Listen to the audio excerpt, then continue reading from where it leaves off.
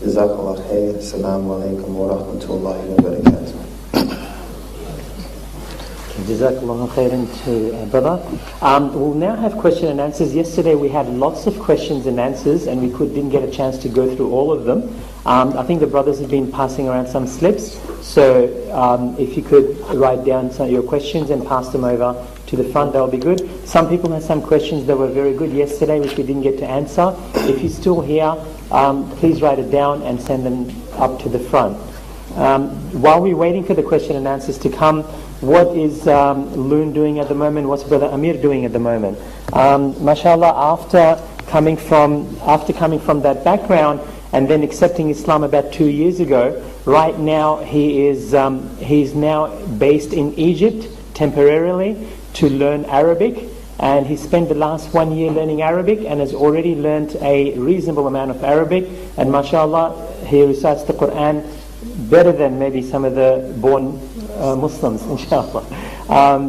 But yes, so alhamdulillah, at the moment he's learning Arabic in Egypt, and then he would like to also learn Islam as well, and then he would like to speak to the people around the world about Islam and about pursuit of happiness as a Muslim, because he would like to be able to speak from the Quran, from the verses of Allah. Anything I said that was incorrect is only from my own shortcomings, my own lack of knowledge, and from the shaitan. And if anything I've said is a benefit and has increased us in any way, this is only from Allah subhanahu wa ta'ala. And just like the brother mentioned, I've just recently, moved to Egypt. I've definitely, have no intentions of returning back to America, only for the need of giving da'wah or visiting my family.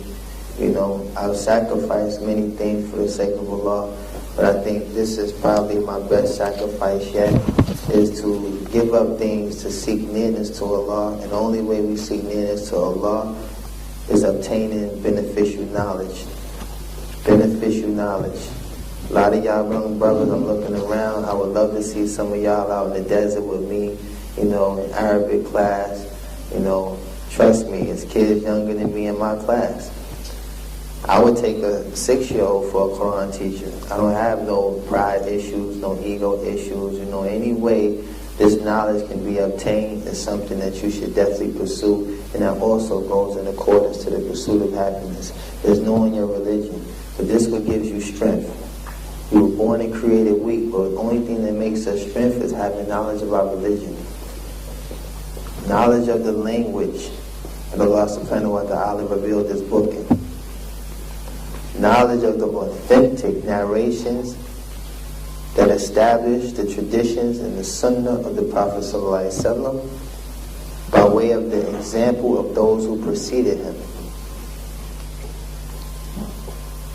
And learning the basic fundamentals of your religion, this is a protection. This is a protection for you. This will protect you from your shortcomings. This will protect you from your desires. This will protect you from trying to incorporate role models out of individuals who have way more flaws than yourself. Especially some of y'all young brothers that be listening to these hardcore rap cats and y'all be trying to implement these guys. You'll go to jail way before him, trust me. He's not even going to do nothing. He ain't going to bust a grape in a fruit fight. But you'll go to jail before him. Trying to be him, you'll end up there before him. So, by all means, like I mentioned yesterday, for those who wasn't here, get your Sahaba rookie card. Find you a Sahaba who has some, issues or events that may have took place in his life that coincide with yours. And study how he handled them. Study how he utilized the book and the sunnah in order to rectify these affairs. Find one, because these were men of virtue. These were people that Allah was pleased with.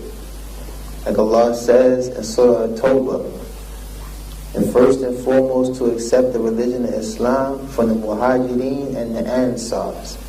And those who follow them in totality and faith, Allah is pleased with them and they are pleased with Him. So even Allah subhanahu wa ta'ala commands you to follow the example of the Sahaba. Why? Because he is pleased with them and they are pleased with him. This is why we say Radiallahu anhu. So study this religion. Learn the basic fundamentals of Tawheed. How can you truly read the book of Allah and say you love and fear Allah if you don't know every aspect of singling out Allah Ta'ala for all acts of worship?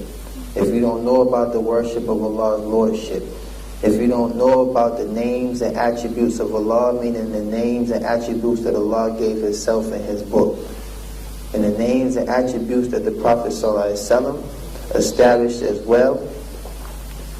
So we call Allah only by what He called Himself. We don't compare His attributes to ours. As you can see, it's probably a hand on the clock around here. It don't look like your hand. Understanding Tawheed, you can identify with Shudder. I be tickled when I watch TV, when I hear people, what are we going to do if Spider-Man doesn't show up? Like, that's Shudder. SubhanAllah, they looking for Spider-Man to show up? You know? But these are things that you need to know. And like I said, I challenge any of you young brothers with that youthfulness and that zeal that you may have for your deen, send out them applications to some of those jamias. Go increase in your Islamic studies. Leave the house, leave the nest. Go be a man. Go be a man. Stop living off of mommy and daddy and reenacting your hip-hop renditions and playing games with their money. Playing games with their hard-earned money and their hard-earned effort and time. Come back and show them that you're a man. Come back and show them that you can be the successor of the family, that you can extend the lineage and increase, the benefit of being in your family. These are things that should be on your mind. Same thing with your sisters. One day you're going to be a wife. You're going to be a mother of a child. How could you be the first imam of the household when you don't even know your religion? How could you teach your child anything? You don't want to learn Baba and Umi, that's it. He wants to learn Islam. She wants to learn Islam. So you have to know Islam in order to pass it to your child. You are the first imam. You are the first. So this is a challenge for all of y'all. Let's go get it together. Inshallah. Barakallahu feekum. First question, when you quit rap, was it hard? Do you sometimes feel like you need to rap on the track? I ain't gonna lie, I'm human. Sometimes I listen, I'm like, man, I'd have killed that. But then I come to my senses real quick.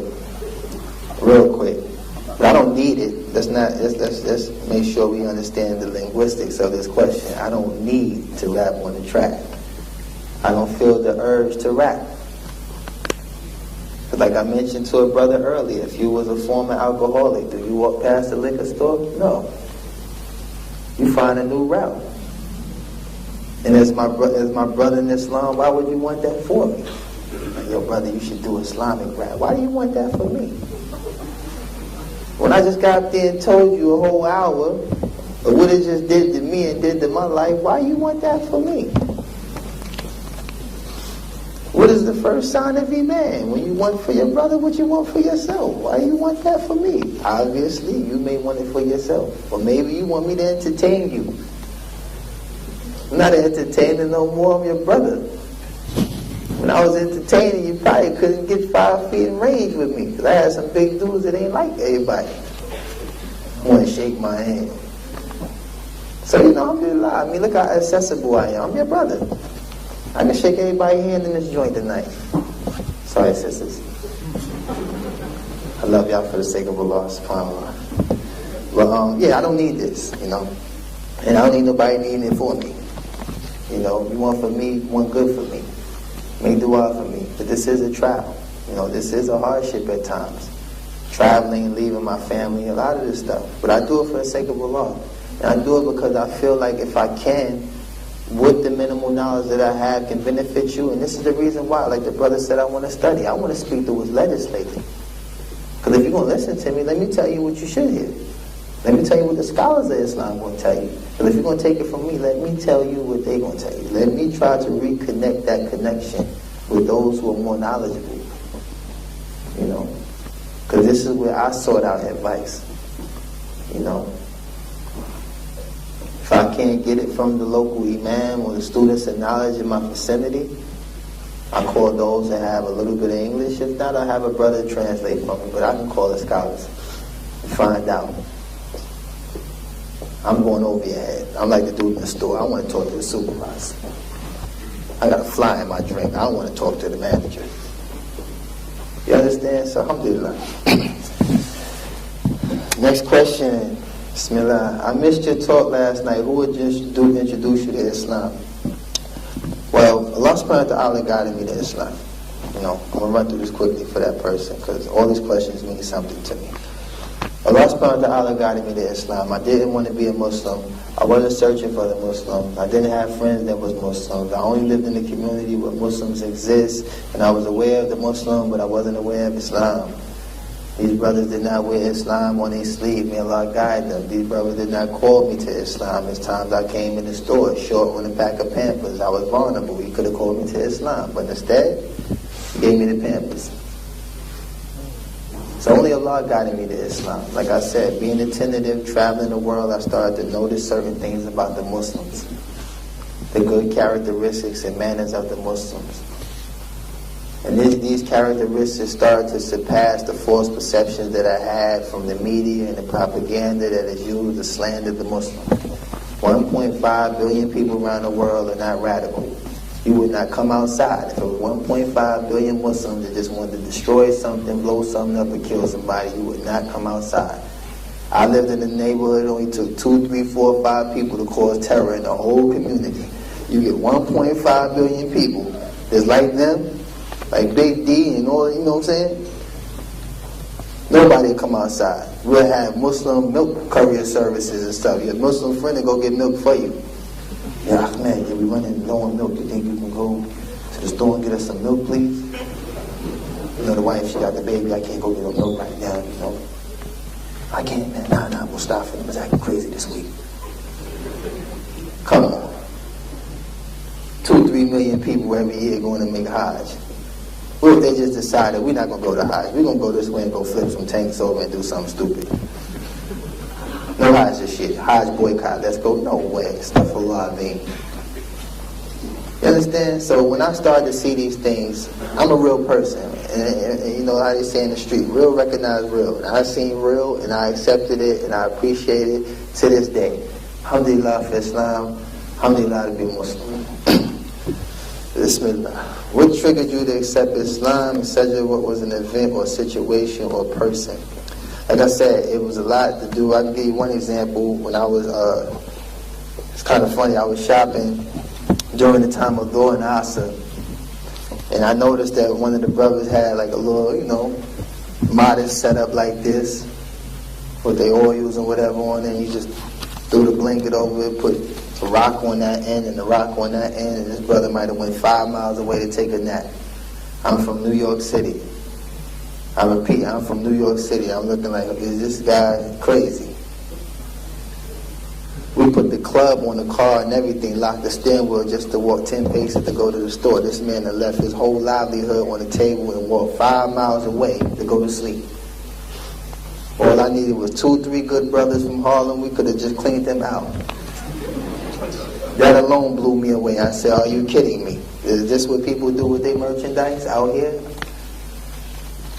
But I asked the brother, what's going on? He's taking sunnah nap. What do you mean sunnah nap? The grown man, take nap?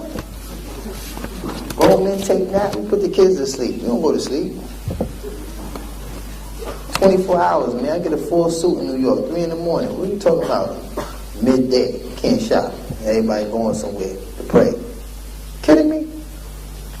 First time I heard the event. Like I said the other day, it just made me melt.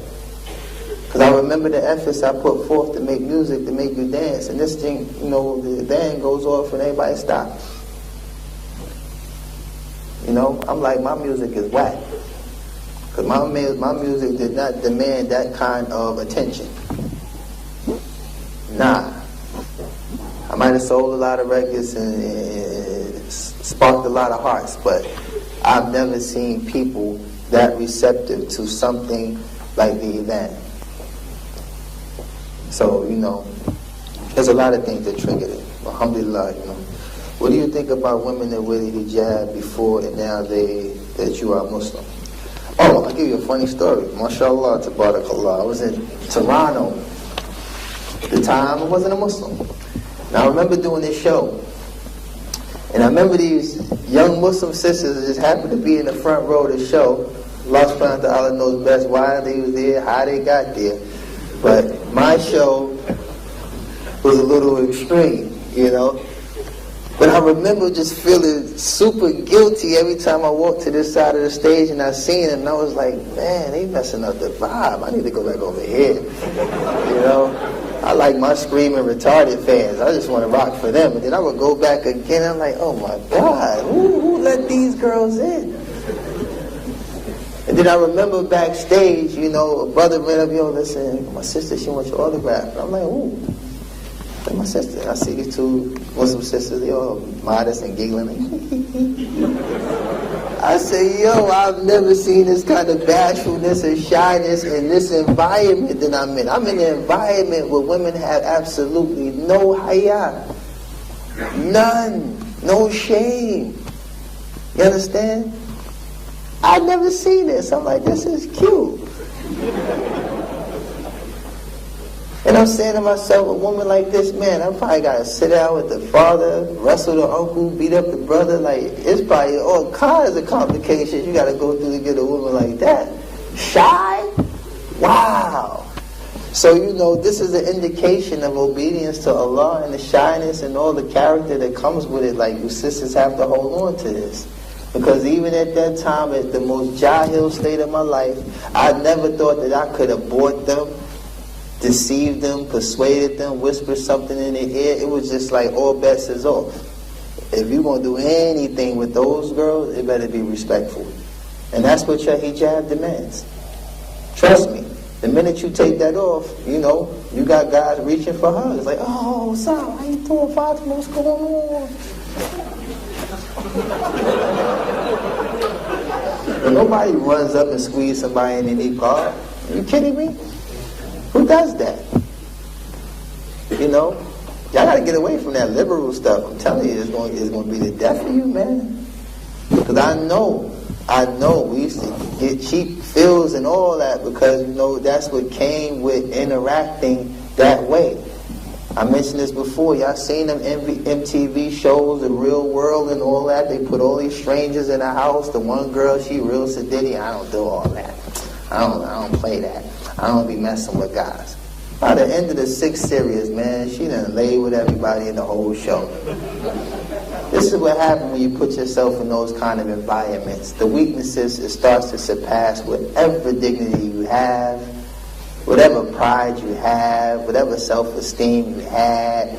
You know, you get into the pretty girl competitions. She got the new edition of MAC line. Oh my God, you know, her eyeshadow look nice. I gotta go get me some. And now you're competing with your sister in Islam in a beauty contest that nobody's getting nothing for. You know what I'm saying? But Allah made you beautiful. So, alhamdulillah, stay firm. You know what I'm saying? The most prized possessions in this world are not easy to get. It's not easy to get. You go in the bank and they just put all the money on the table, everybody be rich. But you know better than that. You gotta go through fat guy, and as soon as you come in, you got the big 357 on him, you gotta get past him, you gotta get past the teller, the bulletproof glass, the back door, the bolt, the safety deposit box. When you get all out of your mind, you don't want that money. Only a pious man or somebody who, you know, is deserving, you know, should be able to go through those extremes. Or have patience to go through those extremes. Allah knows best. Astaghfirullah, do I still need a girl? God didn't send your ways dating. I don't need no girl. You know, alhamdulillah, I'm married. You know, I've been married 15 years. You know, happy. Alhamdulillah. Yeah, but that's another thing I want to address. That dating stuff is definitely dangerous. And I tell you why, because as non-Muslims, you know, they have the most unsuccessful rate of marriages. Most unsuccessful. Highest percentage of divorce. Highest percentage of adultery. All of this stuff is just a problem. And I know this from experiences. You know, a woman submits herself to a man. gives up her adornments and all the most prized possessions that Allah subhanahu wa ta'ala has given her, and the brother just get cold feet and cop out. This is what dating leads to. You know, I wasn't married when I had my first child. I was 16 years old. I was past puberty. So you know what that means. Everything works. So playing around at that age, you can end up like me, a father. Missing out on Xbox. Missing out on all the things that you attach yourself to as a kid. Missing out on that innocence that comes with, you know, having friends. Going by their house on their bike, calling them to come outside with their bike. I missed all that. I didn't get to play two-hand touch football and all. I didn't get all to do all that. I had Pampers to get. I had milk to get. I had stuff to do. You understand? So don't play around with that stuff. That's why marriage is a protection. This is the wisdom of Allah. Marriage is a protection. Protects you. You know, Muslim women, alhamdulillah, you are grown only to be a wife and to be a mother. You have a very significant role in this ummah. And if you need encouragement, reflect on the foremost beloved women to Allah. Reflect on the virtues of the Sahabiyat. You know, you got women that want to be treated like Aisha and them, but you don't want to be like them. You want the treatment of the wives of the Prophet ﷺ. You don't treat me like Aisha, but you don't act like Aisha. You know, you want this treatment, but you don't want to be like them. She memorized what? She recorded 2,210 authentic hadith. She was a scholar in hadith. Third wife. For all of y'all that, you know, disagree with this concession from Allah to have multiple wives. She was the third, and a scholar, and the most beloved. So get all these, like, you know, these liberal and all these modern day images out your mind and just try your best to implement what is correct to get what you're trying to get. We have a destination. You understand? Allah knows best. What would you advise someone who wants to change but scared about what people might say? Well, this is a test. You know, this is a test. This person here, if he knows in his heart this is to be true, and you know that the accusations that are going to follow are not going to be true. So this is your ruler. This is your measuring stick. Am I going to accept the truth and not worry myself about the slander and everything that may come after? Or am I going to cater to the opinion of those who really don't even want good for me? Because I'm not worried about nobody. I know that's probably one of the questions going to come up. What is Puff Daddy? And I'm thinking about you becoming a Muslim. Puff Daddy is not my daddy. I'm not worried about what Puff Daddy thinking. I'm not worried about what 50 Cent and nobody. They all know me. They know I wasn't a follower. They knew I was a real person from a real place. And I looked at the music business as a business. I didn't obtain my identity from music. I had an identity. I was cool with myself. Like the brother said, I was fortunate. I had a godfather who produced, you know, a lot of big movies. I lived in Beverly Hills. I went to Beverly Hills High. It only lasted about a year and a half, 2 years because of the person I was before. I was lone. I didn't know how to act. You know what I'm saying? But I did have classmates. Angelina Jolie was my classmate. Monica Lewinsky. You know? I was in school with these fools. Now I enjoy that. MashaAllah. Man, a lot of guy Angelina, man. She has characteristics of a Muslim. I don't know about Monica. It's hard to understand that. It's hard to understand. I don't know if you can understand. Right. But for that person, don't be afraid. Don't be afraid. You know, I'm not afraid. You know, I'll make dua for you, whoever that is. Don't be afraid. If we think about Ibrahim, alayhi salam, he denounced both of his parents. Both of his parents. For the sake of Allah. He was the only prophet that is acknowledged as the friend of Allah. SubhanAllah. The friend of Allah. You know how it is to denounce both of your parents because they're upon shirk, because they want to worship idols? Father was an idol maker, if I'm not mistaken, and Ibrahim denounced his relationship with his parents because he chose to submit to the will of Allah and nothing else. I'm not praying to no idols. I'm not praying to no statues. And this is his parents.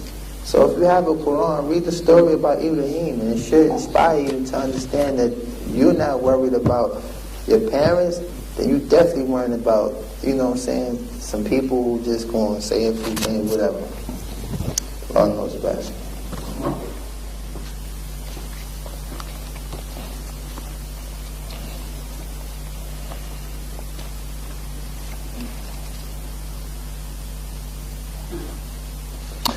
That's a good question. MashaAllah. From a non-Muslim brother or sister, inshallah. Says, doesn't it, you got that doctor handwriting too. Doesn't it, you think that adopting Islam means that if it was just looking for a new lifestyle, and by adopting Islam it found order and obligations, isn't it confusing religion with a more stable lifestyle? Not at all. Because even in Christianity, there were a lot of, things that came in accordance to obedience. When you think of the Torah that came with Moses, this was the law. First commandment was what? Thou shalt not place no other God before me. That's the first commandment. Thou shalt not place no other God before me. First pillar of Islam is what, brothers and sisters? La ilaha illallah. None has the right to be worshipped but Allah. So obedience comes with submission. And submitting is not going to always go in accordance with your desires. You desire to believe that Islam is the truth, or you know that Islam to be truth, but your desires tell you that I'm not ready to completely submit. So what you do, accept Islam first, then work on your problems later. Because at least you have the guidelines to follow in order to become better, to get better. Because the Muslim is not exempt from sin. We're not exempt from failure. We're not exempt from all these things. But the only thing that will save us on the day of judgment is that we know in our hearts, just like the nation before, when they were given the commandment to worship no one other than God, we know that in our heart, this nation, that none has the right to be worshipped but Allah, and that the Prophet Muhammad ibn Abdullah sallallahu alayhi wa sallam is the messenger of Allah. And by knowing that, this gives us a chance to earn Allah's mercy. Are we exempt from the hellfire, brothers and sisters? No. Will we be punished for the sins that we committed? Yes. But do we have a chance to not have to spend an eternity suffering and humiliating torment in the hellfire? Yes. And that is the incentive right there. It's not the lifestyle. Don't judge the religion by what you see on the surface. They have a statement from the scholars, I believe it was Ali radiallahu anhu, who said, you do not judge the truth by a man, you judge the man by the truth. Because the truth is still going to be the truth. If a person is firm upon it, he falls short, finds his way back on it, guess what? The truth never changed. He just had some transitions he had to go through to get back to it, but the truth is going to always remain the same. And the truth is, true submission is how you seek nearness. For example, think about being an athlete or being something that requires you to adapt to the lifestyle. You're not scared then. You don't have no problems then. Hanging out with the rugby crew, get a tattoo on your neck. You'll incorporate the lifestyle that comes with that. But what about the lifestyle that comes with being a servant? A servant, because that's what we are. You'll incorporate the lifestyle that comes with being a servant, then this is sufficient. But when it comes time to hang out with the crew, or the hip-hop crew, you'll be walking around with your pants hanging off your butt to fit into that lifestyle with no problem. You know you wear 34, while you buying 36. You've changed your lifestyle just to hang out with some guys. So now what about the lifestyle that comes with being a servant to the Creator? This is not compromising, my friend. And if you want to talk about this later, I would love to have a conversation with you about how beautiful it is to change your lifestyle. Like I told the young brothers before, you want attention, wear one of these. I guarantee you, everybody will pay attention to you. Go to the airport with this on. You want attention? Guarantee you, they'll notice them J's on your feet. You got the new Jordans, nobody see it with your outfit you got on now, but put one of these on with your Jordans. I guarantee they'll start from your head, and they'll look down. Man, this guy's crazy. He looks kind of like Ben Laden, but man, the Jordans is crazy. It does kind of look like he's a little extreme, but his sneakers is fly. You want attention? Stuff a lot. What do you do with the money you earn and fame? Well, the money took Shahada with me, okay? The money is Muslim. Money took Shahada. Same day I took Shahada. Same day I said, Ashhadu an la ilaha illallah, Muhammadan Rasulullah, all the bills in my pocket were saying the same thing. Alhamdulillah. What happened to the Ferraris and the wealth you had? I sold it all. I don't even have a car. Real talk. Ride the bus in Egypt or the taxi. And you know the brother Gamal, he's always trying to rob me every time I get in the cab. Hey, Habib, Zayd. I'm like, listen, okay. 35 فقط. لا حبيبي لا حبيبي. سبحان الله خش على طول. What do you say to us that still listen to music? Salam, brother Amir. Alaikum salam. What do you say to some of us that still listen to music? Well, the music, this is the idhan of the shaitan. That's what music is. This is the idhan of the shaitan. I remember my earlier months of being a Muslim, and I remember I got into this brother car. Now a Muslim friend of mine, because I'm not too holy for my friends. I still, associate myself to a certain degree. But when I got in this car, he had the radio. I couldn't tell the brother what to do with his car. But he had this song playing. And I remember when he dropped me off at the masjid, I could not get my khushu intact. That song was just in my head. SubhanAllah. It took me a minute. I had to go make wudu again. I had to try to purify my intentions. And this is what the music does.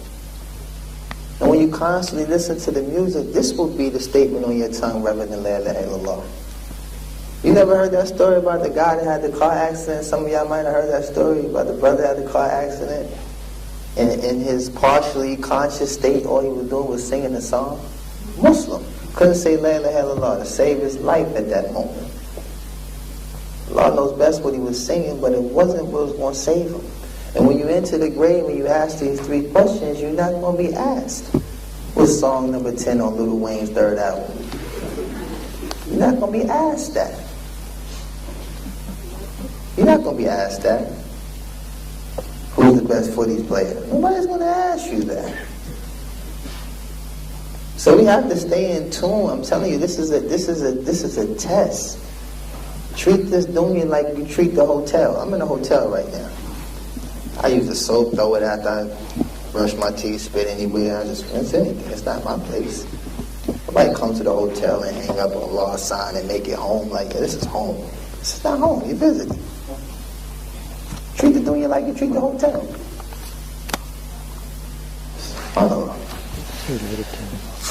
How can we become better Muslims? This is an excellent question. This is an excellent question right here. How can we become better Muslims? I mentioned this the other day about your companions are a reflection of your deen. The companions that you keep, they are a reflection of your deen. You can't hang out with the shisha heads and then think that's your reflection of your... This is a reflection of your deen. This is a reflection of your deen. But when you're around the brothers that you know, they pray almost all 5 salat in the masjid. This your crew. Y'all on the phone chopping it up on, y'all, you on the way now? I'm on the way now. I see you when I get there. Those are the people you want to be around. The ones that fear Allah.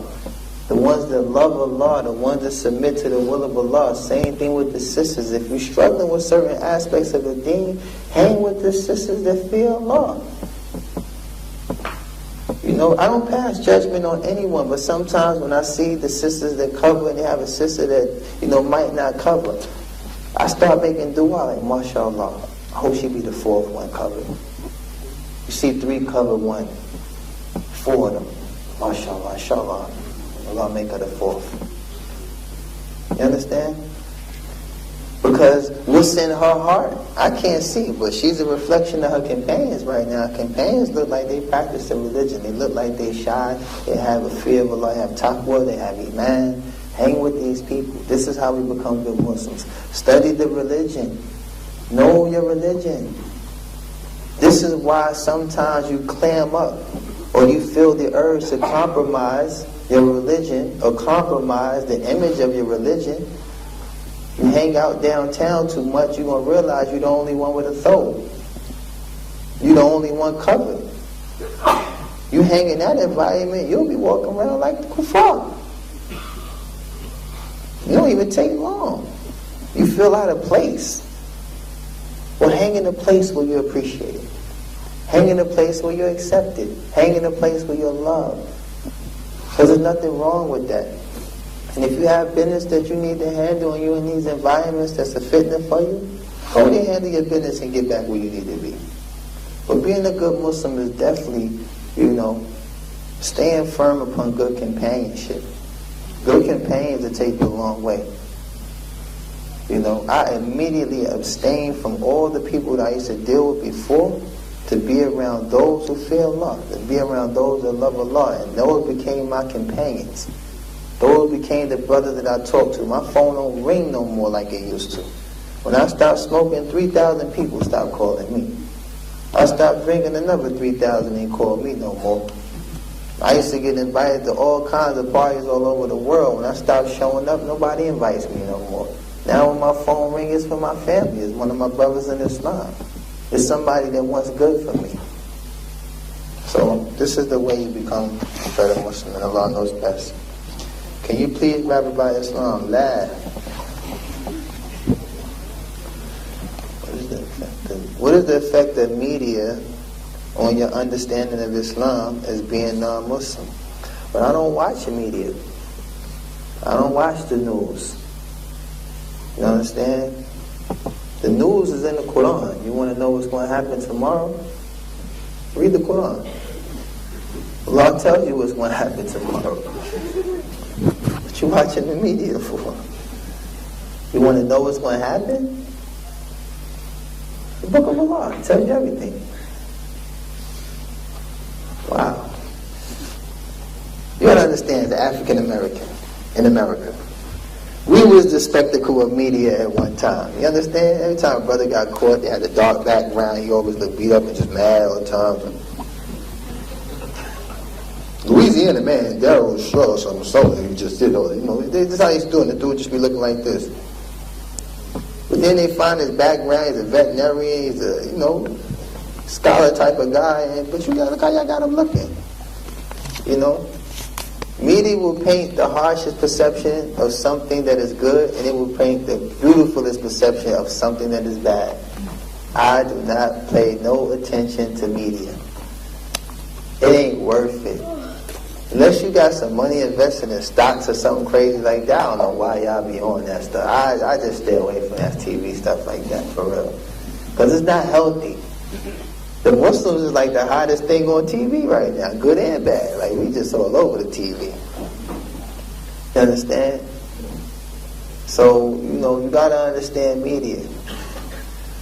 It's not successful unless there's some propaganda involved. It's not a success unless there's a twist to the story or some type of, you know, calam. Stay away from that stuff, because that's what got some of y'all, you know, afraid to be Muslims. Stop looking at TV. Because they say, the airport, we're Code Orange right now. I don't want to fly to see my mother now. I'll go next month. You're going to go fly and visit your mother next month now when you go back down to Code Green. Code Orange don't mean nothing. You know? What does code orange mean, really? Be honest. They've been flicking America like a light switch. Code red, code green, code orange, code red. They be just like, you know.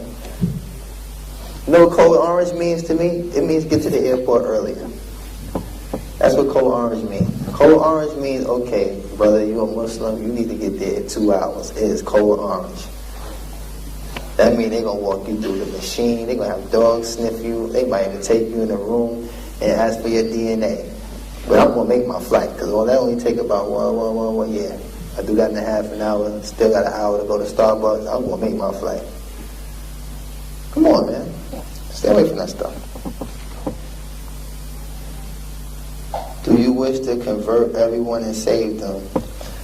I don't make Muslims. You know, Allah makes Muslims. You know, we make dua for them. You know, inshallah ta'ala, there will be a day, like the Prophet ﷺ said, Islam will reach from the point where the sun rises and when the sun sets. So Islam is doing its own thing. This car got its own wheels. Of course we want everybody to be Muslim. Why? So they can save themselves. But we're not evangelists. We're not missionaries. We don't go to little foreign countries and feed people and say, you know, Prophet Muhammad did that for you. We don't do this type of stuff. We don't have no marketing and no promotional vehicle for Islam. And this is the fastest growing religion in the world. And some of the most catastrophic events that took place didn't even slow up the process. America has the fastest growing Muslim population. I'm telling you, y'all keep watching TV and think that Islam ain't spreading like wildfire in America. This is how you got to turn up the media issues down. It's like, oh man, this is spreading like a virus. We got to turn this up. You know, we got to destroy their connection with their other brothers. We don't want people coming to America to aid them. You know, $1 come from Saudi and land in America. You don't know what's going to happen, man. Everybody will go to jail to touch one. Allah knows best, but I mean, I love this religion, man. I don't know about y'all, man. Alhamdulillah for Islam.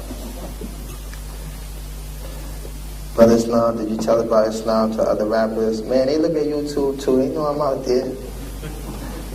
Trust me, you know. Some of them, you know, may Allah guide them, especially the ones that are Muslims. Like, I'm very patient with Freeway. I try to work with Freeway a lot. I've invited him sometimes to give talks. And he's a very passionate guy, you know what I'm saying? He stands before the people almost ready to just boil down and cry in tears and stuff because he knows what he's doing is wrong. And he knows at that moment he's standing in front of an audience that's not catering to what he does with the music.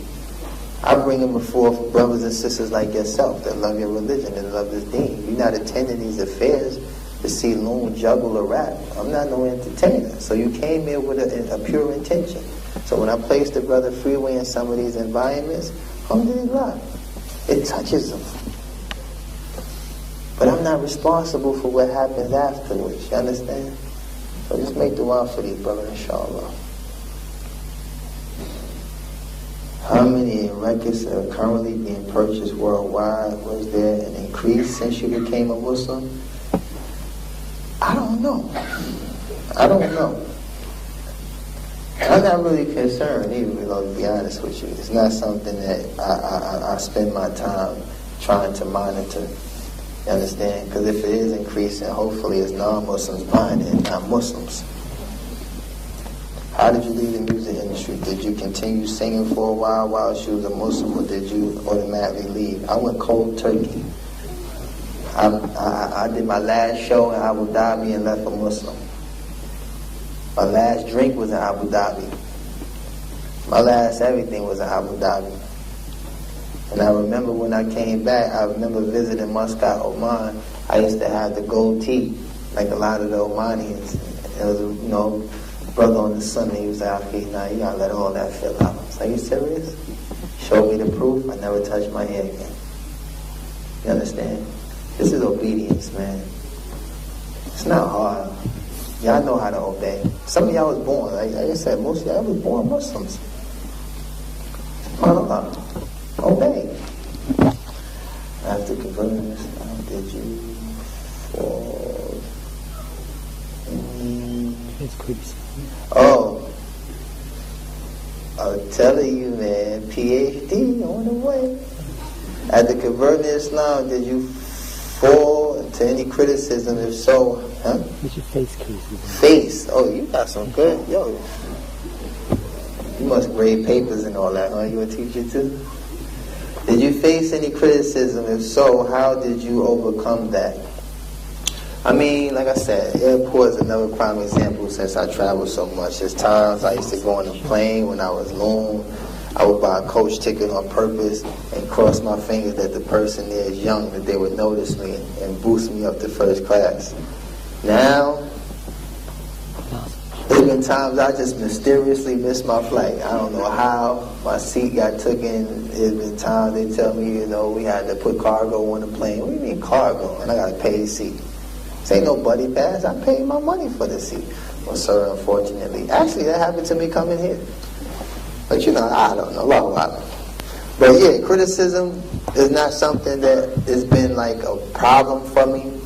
Because I never worried about what people say. Because you cannot make everybody happy. You understand? While you're focusing on making one group of people happy, the other group is mad at you. Then you try to shift your attention to that group, now the other group is mad at you. You cannot make everybody happy. So who do we try to make happy? Who do we try to please? We got a source. Please Allah subhanahu wa ta'ala. This is sufficient for you. This is the last one? You got a stack of them. Okay, this is the last one, inshallah. And once again, I appreciate everybody for being patient. May Allah reward all of y'all. I don't have nowhere to go, so I can just run my mouth until they kick me out. But how has your family taken to you converting, and have any followed suit? Also, what was the turning point and how did Islam? I'll just answer the first half. Yes, my family, we have actually gotten closer, because my grandfather, who's 88 years old, he took Shahada. My wife took Shahada. My son took Shahada. A lot of friends of mine that, are not so popular. I'm talking about brothers that are struggling in the street took Shahada. It's a really good friend of mine named Chris. I remember I was walking with him and he was just so stressed. And I said, man, walk me to the barbershop. So he walked me to the barbershop. Normally I would have drove or something, but I just said, I'm going to walk. We walked about 20 blocks. I walked in the barbershop, got a haircut. Chris walked back the other way, a Muslim. So it's like, this has been happening, only by Allah's leave. I don't sort out to convert anyone because I don't have the power. It's not up to me. All I can do is convey, what is true. And it's up to Allah to change the individual's heart, But my family, we got closer because they know now if I'm visiting New York City, where I've done most of my dirt, where I've had most of my problems, where I've received most of my criminal history. But they know now when I visit, if I leave the house, I'm only going to the masjid. They know where I'm going. They hear sirens and all that. They know I ain't around nobody is getting into that. So it gives them a sense of security, knowing that, I've dedicated my life to serving the one who created me. And by doing that, if any harm comes to me, it's only by Allah's leave. And it's only by striving to be obedient to what Allah commands. And if that happens, inshallah ta'ala, may Allah, be pleased with me. So, I just want to end this by saying, you got another?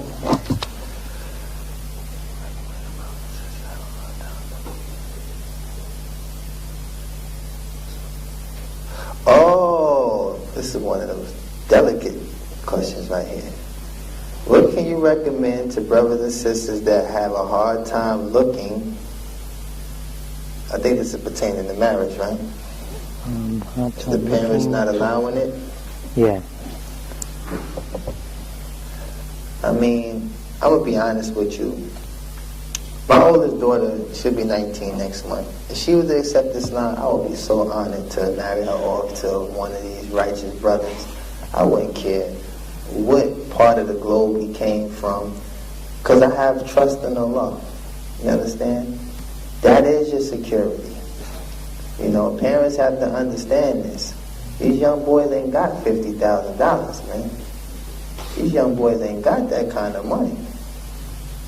And then you wonder why in certain parts of America and certain Muslim countries that I visited, or places, Muslim communities, where zina is just running rampant. It's turning into a practice. Because you're not allowing the child to save themselves or protect themselves. A lot of times the mother had more say-so than the father. It's like Prophet ﷺ said, no marriage is valid without the father's blessing. Father. He's the wakil. And then some of y'all have these traditional issues where, you want the child to come from the same tribe, the same ethnicity, better off with your cousin. I mean, this is not Islam. Muslims marry Muslims. That's it. And if you don't know this man's character, you ask people that are pious. You ask trustworthy people that know the individual. You investigate. This is the father's job, to find out who is this individual. He came to my house knocking on my door. I said, for my daughter.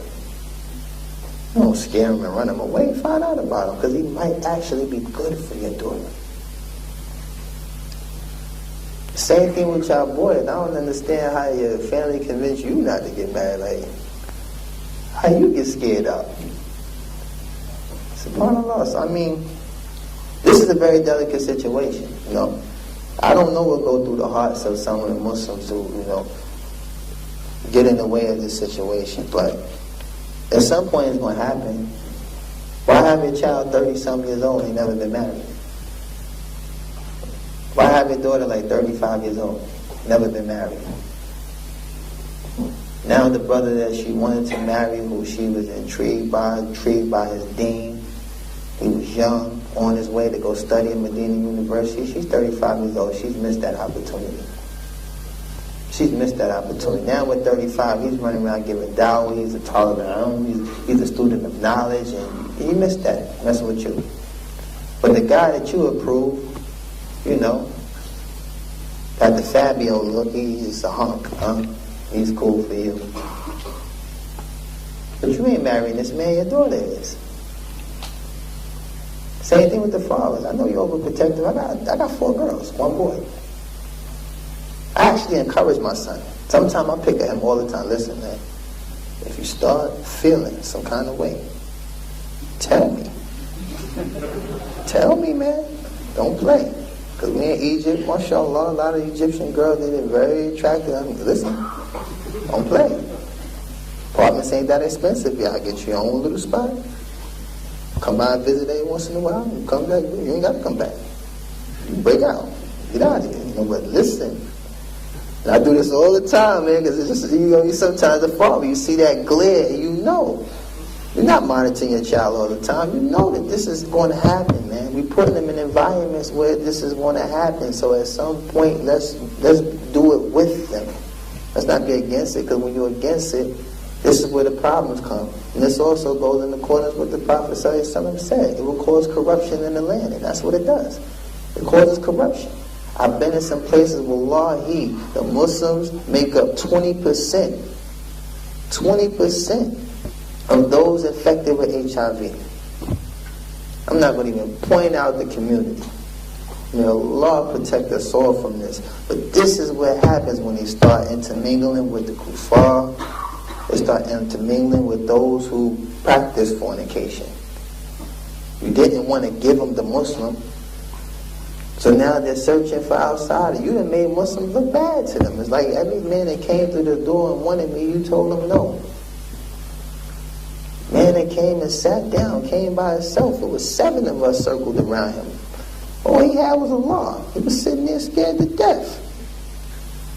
That's piety when a man comes like that, man, scared, shivering. Like, man, but I gotta say it because I want to marry her. He gets there, ding, boom. It's like the whole family sitting there. Like, Alaikum salam, like, have a seat. What is this stuff? What is this I hear? You want to marry my daughter? What is this? What is this? Like, come on, man. This is crazy. This is crazy. You know? And mothers, whatever success came from your marriage, you share this with your daughter. Share this with her. Because if success came from it, share it with her. Alhamdulillah, if it wasn't that much of a success, then you steer away from whatever that may have been. But just don't deny them the protection from Allah. Allah made this a protection for us. And I say this, from the bottom of my heart for the sake of Allah. This only increases the ummah. This only brings good. This only brings good. I'm telling you, I have a daughter. Her name is Nasiha. She's my firstborn Muslim daughter. I'm going to have somebody recite Baqarah in my face. Baqarah. Hit it. Got that? Alright. What is the ayah? Ayah number 103 in Surah Al-Imran. SubhanAllah. Okay. MashaAllah. That's it. I just want to know he know the book of Allah. I just want to know that he fear Allah. I want to know he trusts Allah. I want to know he's standing in front of me sweating. That's respect. That's shyness. I like that. I like that. Because even when I was a kafir, I was very overprotective of the girls in my family. I remember one of my good friends, and I'm going to end it on this, my good friend Raheem Bird. May Allah guide him wherever he is. He was my cousin's boyfriend at the time, when this was permissible to me. But Raheem, I didn't approve of the guys that liked their cars more than the girls. Like you washing and catering to your car, and you treat the women crazy. I didn't like these guys, and I didn't do boyfriends. I wasn't cool with nobody boyfriend. I only cool with husbands. You get married, and that was my moral. That was the way, my standards, even when I was a non-Muslim. Don't try to be my friend, because if you disrespect my cousin or my sister, I'm going to be the guy that come to see you. You know what I'm saying? Now y'all get married, I'm out your business. I don't care what y'all do at that point. Y'all married. So I was already prepped for that understanding that one day you're going to have to let go. So anyway, the brother Raheem, man, he got knocked out unconscious for my cousin. And I just fell in love with him. It was so funny to me. He was laughing. He's like, why you laughing? I said, yo, you got knocked out cold for my cousin, yo. I'm going to talk to my aunt, yo. Y'all need to get married. He was looking at me like, what you talking about? I said, yo, any man that get knocked out for a woman is cool with me, man.